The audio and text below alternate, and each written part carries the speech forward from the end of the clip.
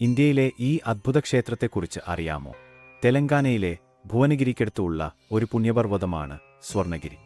ഇവിടെയാണ് ശ്രീ വെങ്കടേശ്വര സ്വാമി കലിയുഗ ഭക്തർക്കായി സ്വയം പ്രത്യക്ഷനായത്. ക്ഷേത്രത്തിന്റെ ഗോപുരവും വിഗ്രഹ അലങ്കാരങ്ങളും സ്വർണത്തിൽ തിളങ്ങുന്നു. അതുകൊണ്ടാണ് ഈ പുണ്യക്ഷേത്രം സ്വർണഗിരി വെങ്കടേശ്വര സ്വാമി ക്ഷേത്രം എന്ന് അറിയപ്പെടുന്നത്. കലിയുഗത്തിൽ വെങ്കടേശ്വരന്റെ കൃപ എളുപ്പം ലഭിക്കുന്ന സ്ഥലം സ്വർണഗിരിയാണ്.